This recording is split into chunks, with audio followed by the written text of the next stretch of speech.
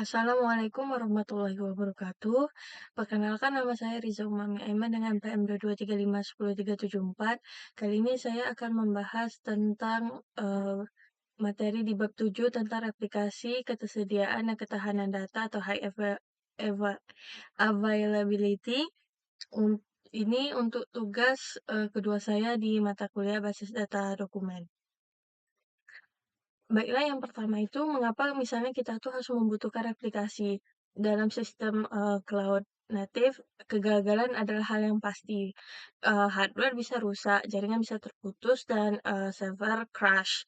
Jika database hanya berjalan di satu server, kegagalan berarti downtime total dan kehilangan datanya yang misalnya tidak dapat diterima oleh SLA modern. Replikasi adalah solusi yang bagus misalnya untuk arsitektur, untuk memastikan bila aplikasi tetap berjalan meskipun misalnya ada kegagalan pada server utama. Yang berikutnya itu adalah apa itu replikasi? Replikasi adalah proses pembuatan dan menjaga salinan data identik ke beberapa server atau node.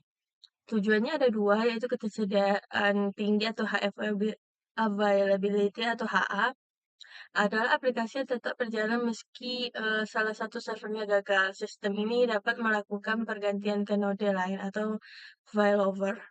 Yang kedua itu adalah ketahanan data atau data redundancy atau salinan data yang tetap aman meskipun nanti ada disk atau server tertentu itu rusak.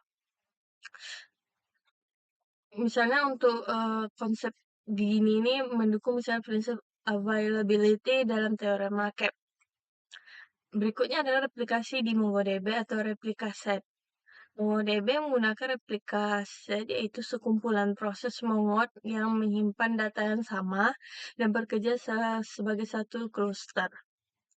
Komponennya itu adalah yang pertama primary atau menerima semua jaringan read.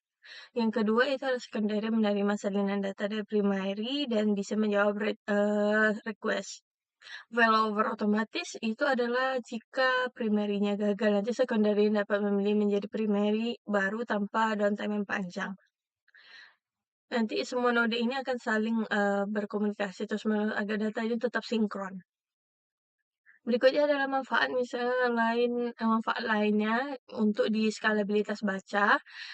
Replikasi memungkinkan semisal scaling, artinya itu sepermintaan RAID bisa diarahkan ke banyak secondary hingga misalnya beban primary berkurang dan kedua sistem mampu melayani lebih banyak pengguna. Namun untuk ini harus disimbangkan dengan pengaturan di red corner-nya karena jika sekunderinya itu kadang dapat memberi data yang state atau tidak paling baru jika terjadi replication lag. Berikutnya itu adalah tentang MongoDB replika terdiri dari satu primary dan satu atau lebih dari secondary. Pembagian peran ini penting untuk menjaga integritas dan kesetiaan data. Yang pertama itu peran node primary. Node primary adalah satu-satunya node yang menerima semua operasi tulis.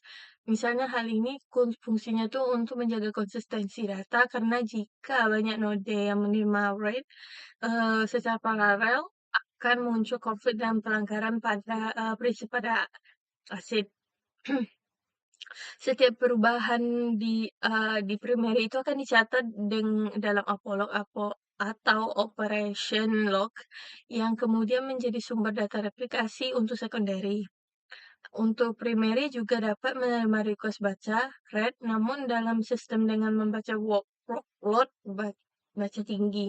Developer sehingga mengarahkan operasi read ke secondary untuk mengurangi beban primary.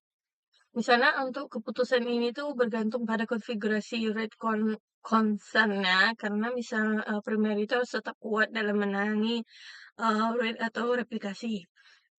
Yang kedua itu adalah node secondary.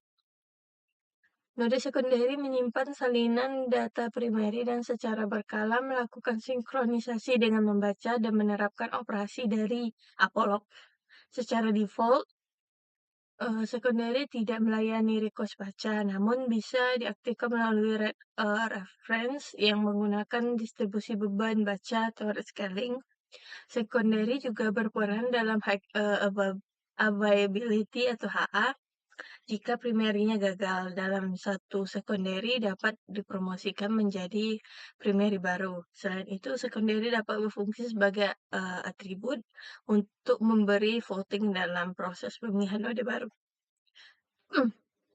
Baik, untuk yang terakhir itu ada upload dan failover otomatis. Untuk Apolog itu atau operation log, itu adalah, mencatat semua operasi read, yang terjadi pada primary, bukan status data akhir, tapi ini, membuat aplikasi lebih efisien hanya untuk, perintah yang dia replikasi, bukan keseluruhan dalam dataset. Ukuran Apollo sangat penting, misalnya, jika terlalu kecil dapat menjadi replication lag, di mana secondary tertinggal, dari primary dan mungkin memerlukan full, sync. Proses yang menamakan waktu dalam mengurangi ketersediaan sistem. Berikutnya ada, failover otomatis menjamin misalnya itu high availability. Jika primary berhenti mengirim, heartbeat, secondary mengasumsi bahwa primary gagal dalam memulai, proses pemilihan atau election. Node dengan Apollo yang paling, update dipromosikan menjadi primary baru. Untuk proses ini itu membutuhkan mayoritas suara dari semua node. Setelah primary baru terbentuk, klien yang pintar otomatis mengalihkan permintaan ke node tersebut.